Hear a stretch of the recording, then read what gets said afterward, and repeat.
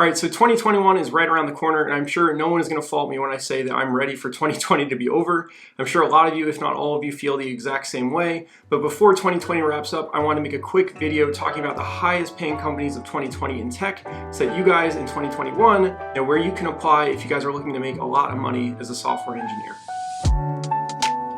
I don't really care if you cry.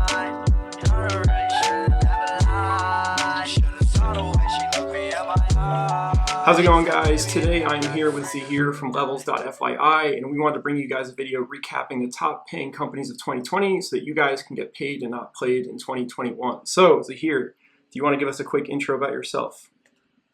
Hey, how's it going? My name is Zahir Mohiuddin. I'm one of the co-founders of levels.fyi.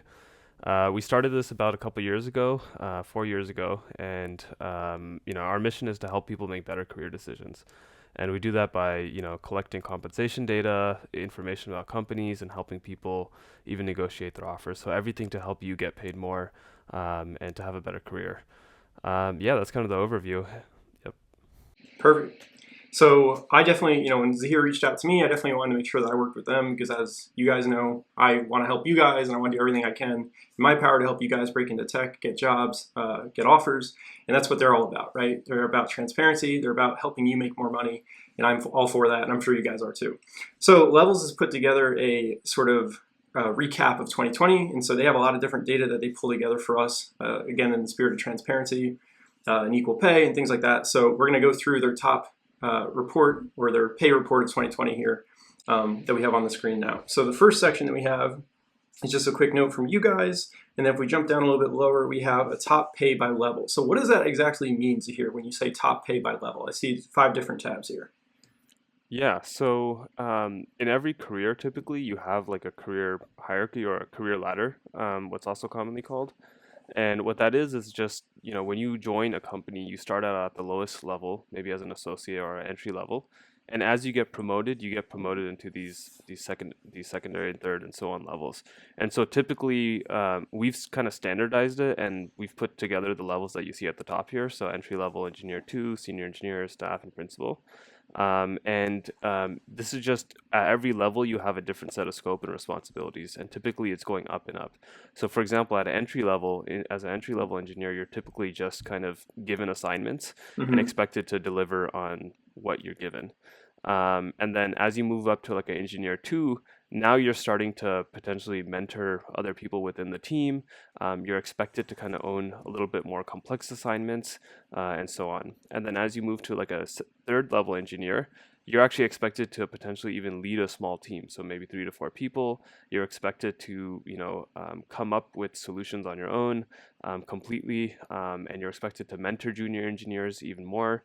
And this kind of, you can see that the scope and responsibilities are kind of going up and expanding. And that just goes up all the way to principal level engineers, where principal engineers are sometimes affecting the entire company, or they're affecting multiple organizations. And they're working with dozens of engineers. Principal engineer is a very kind of like independent role where sometimes you're coming up with your own projects even. People aren't even telling you what to do. You're kind of figuring out, you're setting the direction of the company technically. So that's kind of the progression of engineers throughout their career. Awesome. Cool. And so here we just have I guess I'm on the tab for entry level engineer 1. So these are just the top 7 companies of 2020 in their pay, right? And so here on the right column, we have total compensation.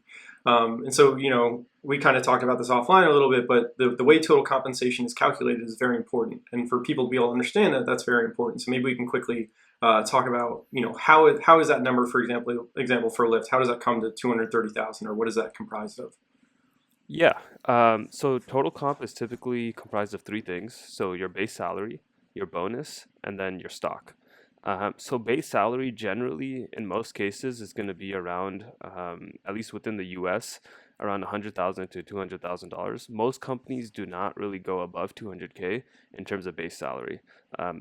definitely, especially for the entry level, Hmm. right? And that's the cash that you're earning consistently on whatever your regular paycheck, right? Hmm. And then the bonus is, again, it's a bonus, so it's not guaranteed typically, unless it's in your offer letter that you've got an assigning bonus, Right. and that is typically received like quarterly or monthly, or sometimes even yearly at the end of the year. And then lastly, you have your stock, and this is a component that a lot of people forget or don't actually calculate very well inside of their total comp number. Hmm. And this is the amount of stock compensation you receive, which could be in the form of RSUs, options, or depending on if it's a private company, there's various sort of mechanisms which you can actually receive this. And so all three of those combined equal your total compensation for the year.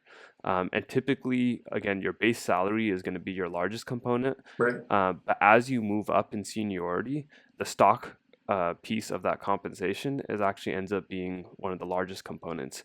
And the reason for that is stock is kind of like it's kind of you have a vested interest in seeing the company succeed.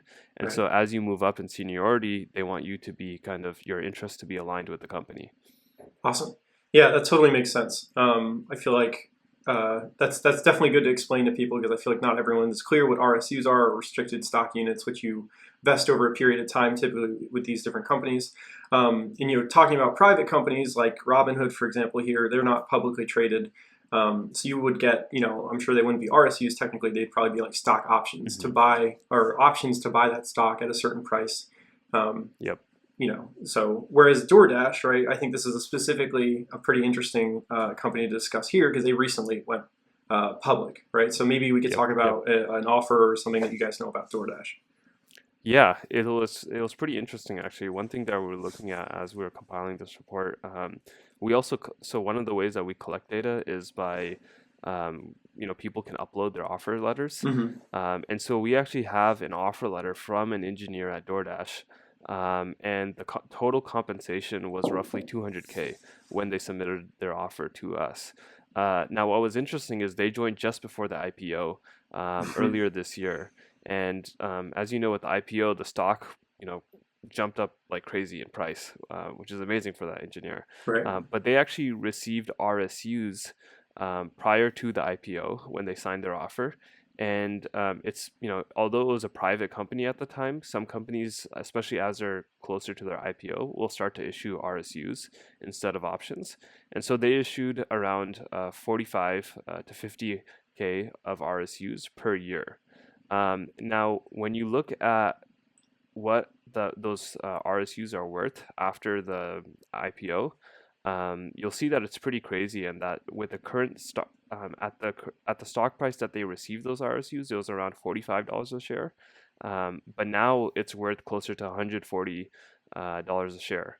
And so you can see that there's almost like a 3x increase Right. of the stock price, and that means that their RSUs, which were previously valued at just 45K per year, are actually going to be valued at closer to 150K per year in compensation. And so, I mean, one, that's really crazy because people like they dream of, oh, like maybe with the IPO I can hit it big, but like they don't understand like what the numbers are behind it. And so we just wanted to mention that to give you kind of an idea of like what those numbers could look like if you join a company pre-IPO. Obviously, we had a bull market, and it's like DoorDash is doing very well recently with the pandemic and everything. Right. But it is just kind of one insight into that factor. Yeah, it's really interesting because I guess that's the sort of flexible part of your plan, right? Your salary is pretty much your salary. That's what you're going to take home every 2 weeks or once a month, whenever you get your paychecks.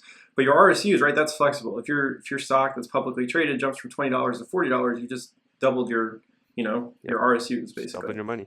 Right, exactly. And so that's what someone did at DoorDash. They joined at the right time. They went public, and then Yep. their stock like 3x, right? So they're making quite literally 3 or 4 times what they would have been making because they went public, which is great for them, Yeah. right? And so that's Yeah. like a huge part of this compensation. That's what drives it up a lot of times. And as you were saying to here Hmm. too, like as you get more senior in these different companies, as you move up to something like a principal engineer, you're really going to be more motivated by the company as a whole doing well, right? They want you to Yep. drive the company forward, not just sort of sit back and take paychecks, right? So you're really Yep. invested in how the company does because you want the stock to do well.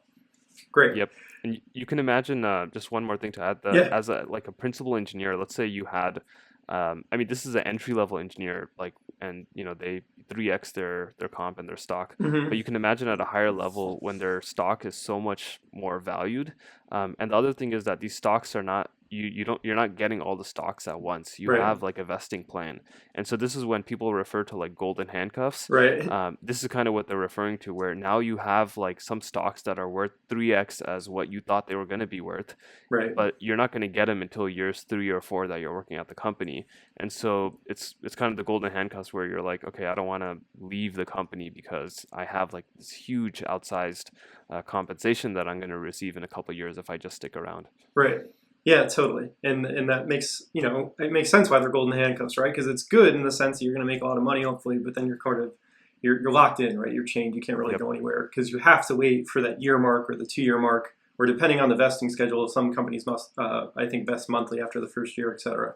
But Hmm. you got to wait, right? You got to wait to get that Yep. money in the form of RSUs.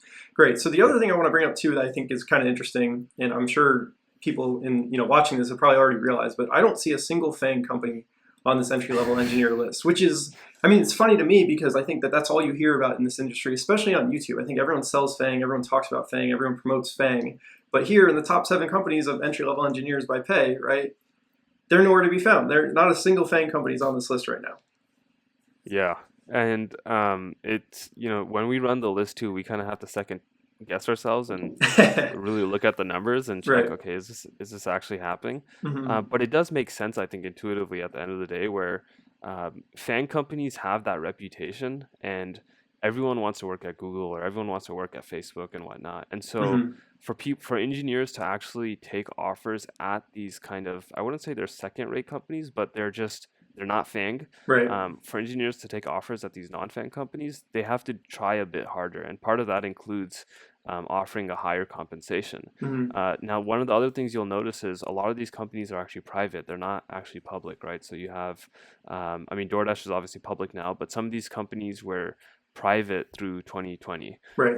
And so because it's not liquid RSUs, as in they're not actually, you're not able to sell those RSUs right away. That's another reason why companies sometimes have to pay a bit more, because individuals are not able to sell their RSUs right away, or Hmm. typically you don't know when the company's going to IPO, and so you're not sure when that payout's going to happen, right? Right. And because of that, companies will give a little bit more compensation in terms of RSUs just to account for that like risk factor, or that factor where you're not able to earn those right away. Right. Yeah, that totally makes sense. So let's jump into like maybe we can skim through some of these other ones. So that was entry level. So now we come to entry level two, right? And so it definitely there's definitely some new players on here. Still, I don't see a single FANG company, which is sort of interesting. But Yep. now this is entry level two, right? So this is you saying, or not entry level rather, but engineer two, right? So you're saying this is when you take on a little bit more responsibility, maybe you start mentoring people. You're picking up a Hmm. little bit larger projects, maybe with some help still. Yeah, yeah. And so, this is pretty common for after, 2 to 5 years of experience, is when people would kind of place at this level. Hmm. And, it's something that's, especially if you're like, a lot of the solid engineers I've seen will be able to get to this level within 2 years, Okay. which is pretty great.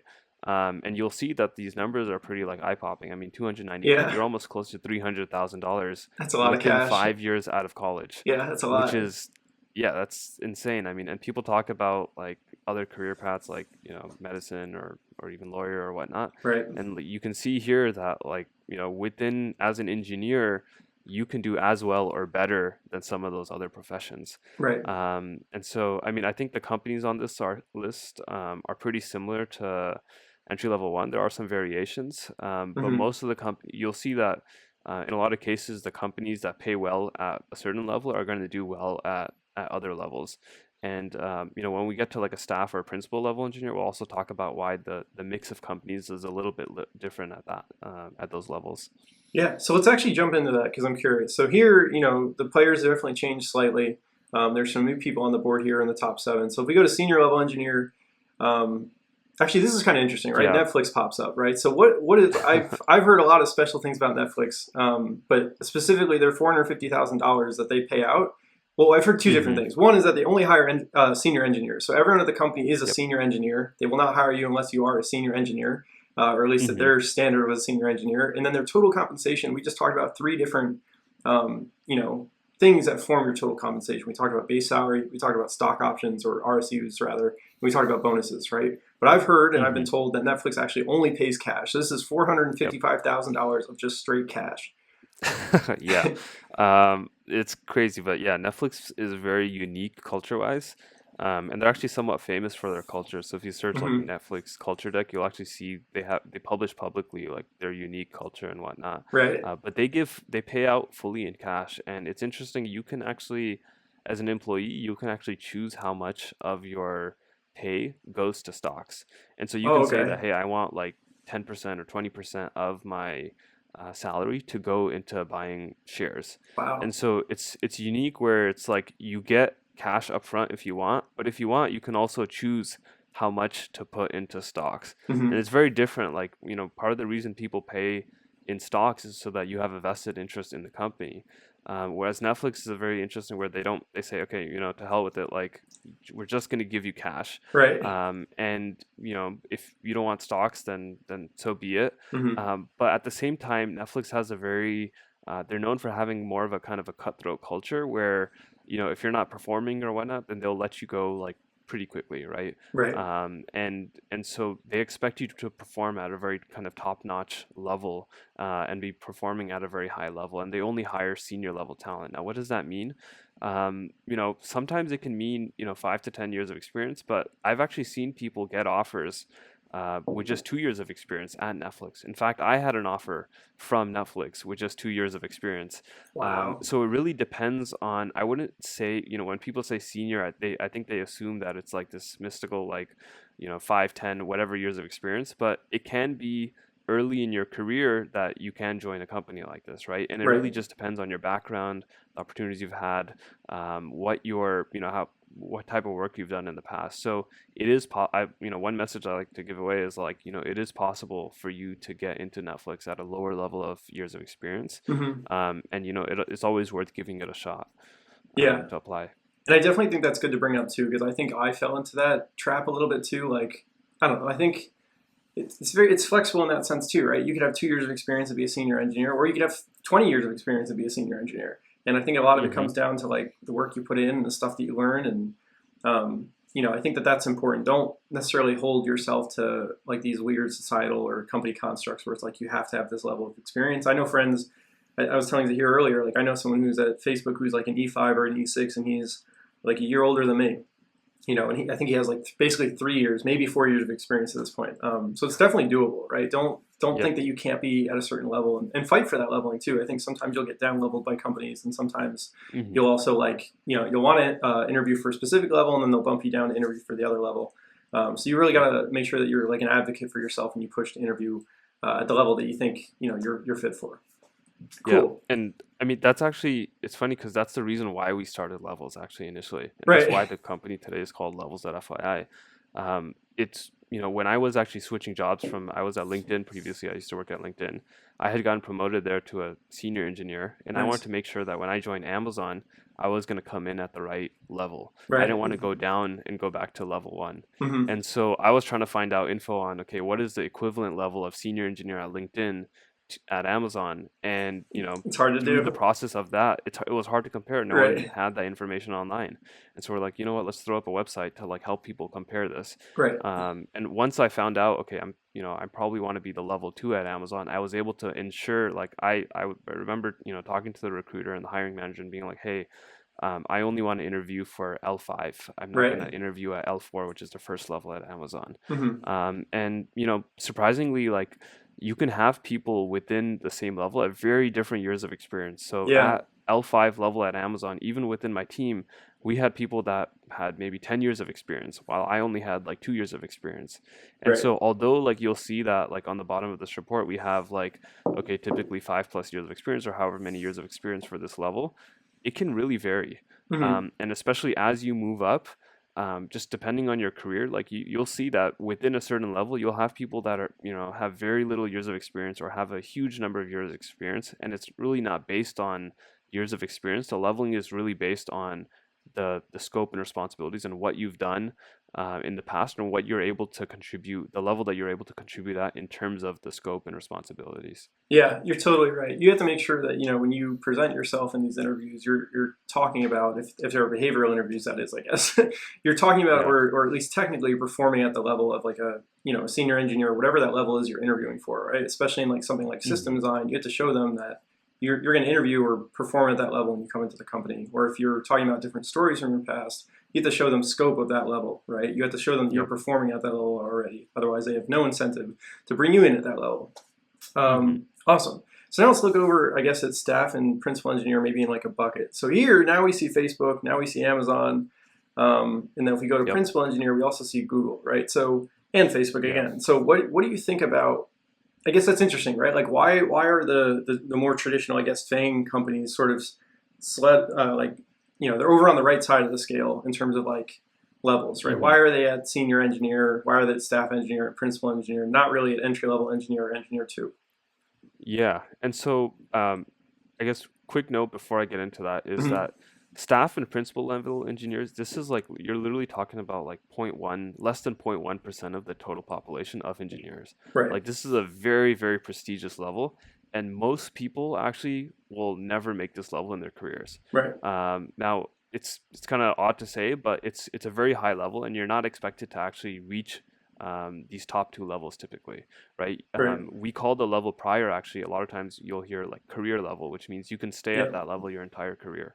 And so senior engineer at most companies is that career level. Mm-hmm. Now, why is FAANG like the top paying at these higher levels?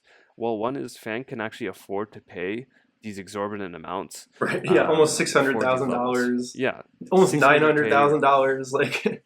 Yep, almost $1 million Wow. Right. as a principal engineer. And I've actually seen reports where, for example, at a Facebook E7, you can be making $2 million or even more, right? Yep.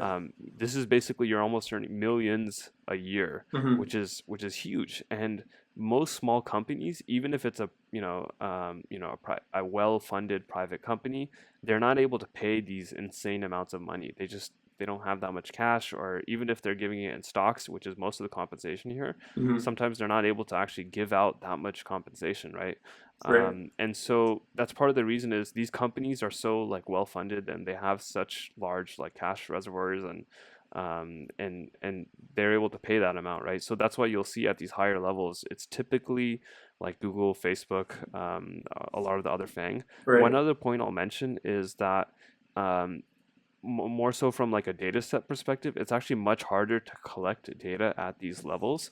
And so you'll notice, for example, at principal engineer, we only have 5 ranks. And the reason for that is we just Yeah. simply don't have enough data at some companies to actually put them on the list. Mm-hmm. And it's just because typically, for example, at Facebook, the number of engineers that are at an E7 level is probably definitely less than 100. It's Wow. probably less than 50, Oh my maybe gosh. even less than like 25 or something like that, right? And Mm-hmm. so that to get someone to contribute, first of all, like they probably have better things to do than like go in and check, come to our website and whatnot.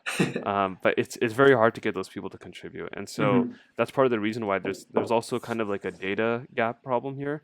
But we've kind of done the best we can in trying to source like verified data and things, and pull together these rankings. Awesome. So that's a little bit by the level now. So now we can jump down towards the bottom of the report and let's talk about location, right? So I think this is like an age old argument of like, how much you make versus where you live versus the cost of living versus the taxes, right? So all that jazz, right? So here, this Yep. is the top by location. And so first off, we have San Francisco. I don't think that that's really a shocker to anyone. Next, we have Hmm. Seattle. That also makes sense, right? There's a lot of money in Seattle with Amazon being headquartered there. New York, I think, is a Yep. big tech hub now as well. Facebook, Amazon, Google, Uber, all these places have companies or rather offices there. But then I jumped Hmm. down a little bit further, right? LA, I guess, makes sense because I think Los Gatos, right? Maybe I don't really know California, but I think Netflix is like around LA, maybe. And then It's there's actually in the Bay Pittsburgh. Area, but Oh, okay. yeah, Nope, I'm wrong. Los Gatos is in the Bay Area, but Right. And then we have yeah, Pittsburgh, LA which is has a weird. lot of other like media type companies. So Snapchat, for example, is based out of LA, Oh, true, true, right, In right. Santa Monica, Okay. and even a lot of the tech companies actually have presences like in LA. So like Google, I know Google, Amazon, several companies actually have offices in LA. Okay. So that makes more sense then. Pittsburgh is really like a sleeper to me. I would not Yeah. think Pittsburgh would be number five. 100. Like I would just think it'd be another city. Yeah, like San Diego is six, right? So I would think maybe San Diego would be five. Pittsburgh is like out of nowhere. I would never expect that. I'm from New York. I'm living in Michigan now, but I'm from New York, and I would never think that like next door to me is like another huge tech hub that is Pittsburgh. Hmm. Like I would not think that at Yeah. all. Pittsburgh is a little bit unique. One of the reasons why it's on the list is because there's a lot of autonomous actually companies there. So Okay. Uber ATG Group, the autonomous group of Uber, as well as Argo AI, which is another autonomous car company. They're based out of Pittsburgh, and so because of that, those are you're talking more about like AI, ML professions, so artificial intelligence or machine learning, Hmm. and those tend to pay a little bit more in terms of like specialties. Right. And because of that, that's kind of why it's become sort of a mini hub for that, and that's kind of why they pay more and why they're on the list. Right. Wow. And then I didn't even realize this before, but like this is the international cities. Wait, so Zurich is Yeah. the Switzerland is the number one median pay for software engineers? Yeah, so I was What? actually curious about that, and one of the things I was just in my little research online. Apparently, Zurich, which out of Europe, they're one of the top paying and most expensive places to live, and so Wow. because of that, I think naturally, obviously, most of the rankings are based on like cost of living and stuff. Right. Yeah. Because of that, it tends to be the first, and so yeah, it's quite interesting that that they made it to number one. Wow. That's really crazy. I would never. Israel, I could see. I feel like they're like a big tech hub. Yep, tech hub. It's funny. Denver, I could see. I know that Colorado has like a pretty decent tech presence. Austin, obviously, is on here, which I could expect. Baltimore, I did not Hmm. think. Boston, I can assume would be there. It's kind of Yeah, interesting. Boston because of like MIT and stuff. Right. Baltimore, yeah. Some of these are interesting. It's a lot of it has to do with like even if there's like one company that has like established like a strong foothold there, Hmm. then it tends to like, for example, like Pittsburgh, right? The autonomous group, they tend to raise the salaries just by the mere their presence being there. And Hmm. so in a lot of cases, you'll see that there's one company that has like a pretty strong presence there, and because of that, it almost helps raise some of the wages there. Now, obviously, there's going to be a huge amount of companies that aren't able to pay this level of wage. Hmm. Um, but at the same time, there are companies that can pay that much, and they tend to raise the averages quite a bit. Wow. That's pretty crazy. Is there anything else you want to talk about in by location in terms of the pay or? Yeah, I mean, just like, typically you see that in most cases this aligns with cost of living. But at Yeah. the same time, if you do the cost of living adjustment, so for example, if we do like Pittsburgh, right? Hmm. Even if you adjust for like cost of living and things, I think what you'll find is that in a lot of cases in these secondary or third level of cities is your pay is actually higher than, the Bay Area or Seattle and New York, Hmm. even after you adjust for cost of living. And so, I mean, especially now with like remote being much more common, I think what we'll start to see is, a lot of people are going to tend to move to these areas, and you'd be surprised that you're doing quite well, and in some cases even better standard of living than you would Right. have in the Bay Area in these other locations. And so, don't think that your only option is to move to one of these cities if you're not in one of these cities. Right. Certainly look out into different cities, and you may end up doing better than someone that's actually in those primary cities. Yeah, for sure. And it's funny too because I've seen, I think more recently some companies have decided, I mean, a lot of companies with the pandemic have said like we're going to push a lot more workers to be remote, like we're going to hire more remote workers. And then Hmm. also I think companies like Reddit and a few others have also said like we're just going to pay you the same no matter where you live. Right. So like I've always thought about that where I'm like, oh Yeah. man, like I should just go like live in Hawaii or like I don't know, live in the middle of nowhere or whatever and like have good internet connection and just have like an engineering job and work remotely and then your Hmm. money goes two or three times as far, right? Just because you're Yep. not living in a high cost of living area like New York or SF or Seattle or wherever, right? Yep. Yep. Yeah, and it's interesting. Like companies, we actually talk with company like compensation experts at companies. Hmm. So a lot of the people that set compensation at companies, they have a title. It's called compensation analyst. Their entire job Okay. is to just figure out pay at a company. And a lot of the people that we have been talking to lately are actually trying to figure out how to pay for remote locations. And it's a huge topic right now, like, and they're confused too of like, actually, okay, how are we going to adjust cost of living and things like that. Right. And so the verdict is still out, I think, really on remote pay and what that'll turn out to be. And so I'm actually pretty excited for 2021's rankings to see which companies make the list and how this list will change as remote becomes much more common and as companies start to adjust pay by location, or in some cases, if they don't adjust pay by location. Yeah, I think it'll be very interesting to see either way. I think for a lot of different reasons, 2021 is going to be very, very interesting year. But if anyone gets an offer in 2021 and they're looking for help in terms of negotiating, how can they use you guys? Use Levels to leverage and make sure that they're doing, I guess, the best negotiating they can possible. Yeah, I mean, the first step of negotiation is really figuring out your market worth. And so we have a ton of data on companies where you can come and figure out, okay, what should you be yeah. Right. What should you be being paid? Like what should you get paid, right? Mm-hmm. And so you have these top rankings and stuff like that, and we have a ton of other companies as well that we have data on, and that's really the first step of negotiation is coming informed into the thing. And we've actually collected a bunch of tips for on negotiation on our blog. Mm-hmm. The other thing that we started recently is there's tons of resources online to actually learn how to negotiate. But what we realize is some people still actually need some additional help in negotiation, and so we actually started a service to help people negotiate their offers. And so what we do is we actually have former recruiters from Facebook, Amazon, tons of other companies. And we actually pair you up with them, and they will help you negotiate your offer. Nice. And so it's interesting because recruiters are the ones that you're primarily negotiating the offer with, and so we're kind of turning this model on its head, and we're you can have a recruiter at your service to help you negotiate your offer. Mm-hmm. And it's really cool. We've actually seen people get like over $100,000 per year in increases. Obviously, that's on the higher end of things, but Mm-hmm. we've helped people negotiate huge amounts of money. And so definitely check it out. I'm sure there'll be a link somewhere in the description or wherever. But we have a negotiation service. We'll help you get paid more. So definitely come check out the website and check out the service.